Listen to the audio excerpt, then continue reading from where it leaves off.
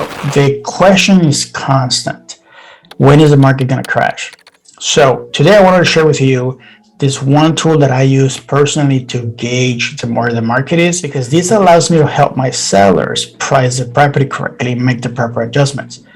Or when working with the buyers, it helps me to strategize to write up the best offer possible to help us get the offer accepted. Before I share that tool, I think it's important to look at 3 types of markets in real estate.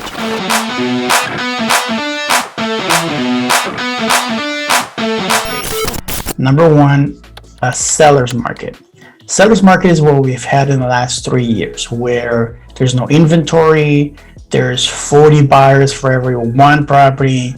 You put a property up for sale on Friday morning, and then by Sunday there's already 30-40 offers, and then there's no need to keep showing the property, so it's off the market, so people don't have a chance to even see the property sometimes. That's a very hot seller's market. Conversely, a hot buyer's market, it's when the market is depreciating and now there's 30 and 40 properties available for sale for every one buyer. Imagine that.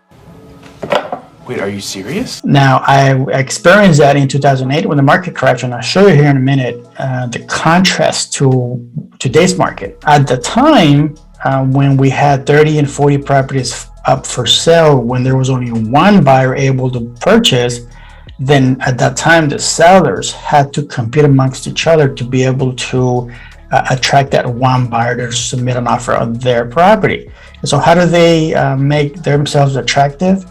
By adjusting the price. And this is how we see price being lower, and this is how it becomes a depreciating market on that type of market, a buyer's market. And then the third type of market we have, it's a balanced market, where there's similar amount of buyers to sellers, and so then it's sort of a balanced market where there's concessions, there's credits, there's availability for buyers. Buyers have a better chance to get their offer accepted. So that's more of a balanced market. Okay, now, but in order for us to determine where we are in that market, is we have to look at the inventory supply of homes on a monthly basis, and we call that the absorption rate.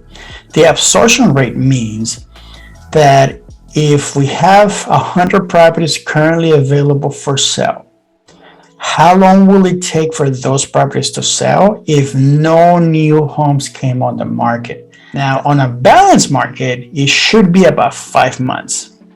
This is the tool that I use in order for me to determine where we are in the market. So right now, if you look here, this is the entire MLS system.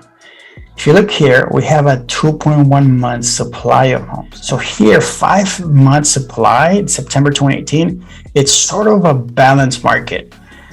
But then right away, in October, it went to less than 5 months, and they continue to decrease. And as I mentioned earlier, it's been less than 4 months. So more of a balanced market is in the 5 month mark. So if you look throughout 2018, 2017, it's been very consistent under 5 month supply of homes. For contrast, in 2008, we had so many homes available and not enough buyers, like I mentioned earlier. But let's look at 2008. Look in March 2008, we have 17 months supply of homes. That's a totally buyer's market. So we're nowhere near there right now. And if you look at 2008 to all through the time, we had so many properties, and this is how the sellers started to compete, particularly banks had bank-owned properties. They were liquidating, and then they were lowering the prices so rapidly, and this is how the values went down. And then there was a shift. Anyway, the point here, 2008, we have 17 months home supply. This is when the market crashed.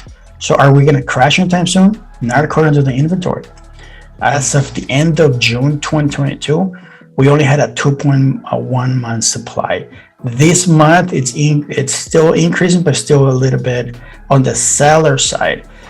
So what's happening right now is that even though there's a shift, even though the days on the market increased, even though there's price reductions, even though there's more inventory coming on the market, we still don't have enough inventory So is the market going to crash? I don't think so. Not this month, not in July, not in August. I don't see it this year. Here's the adjustments to look at. So right now we're in summer. The summer is the busiest months for real estate, where everybody wants to buy a home, everyone wants to sell a home, everybody wants to move to whatever they want to move to, and be done by August when kids go back to school. So then from August, September, October, it's a sort of a different market. And then in November, there's another adjustment, another slowdown because of holidays. People don't want to move, or less people want to move, and Thanksgiving and Christmas and New Year's. And then in January, those people who waited hit the market in January, so that there's more inventory in January. That's normally the case. And then in springtime is when the market starts to heat up for this summer. So then I think, in my opinion, I think March, April of next year is going to be a better determining factor where the market is going. Even though interest rates are as high as they are, we would have to get to 4 and 6 month supply of homes in order for it to be a little bit more balanced. But until we get there, we're still in a seller's market. Remember, prior to COVID, we had 4 month supply of homes, and it was hard for buyers to get into a property. You could get into a property because of less competition, but there were 4 or 5 offers for every one property. So still 5 buyers couldn't buy a property, only 1. Right now, as the market has shifted, we're still getting 6, 7 offers. So we're going back to prior to COVID market, but still a hot seller's market. I hope this answers the question. I hope you like this video, and if you have any feedback, if you have any questions, reach out. Always available.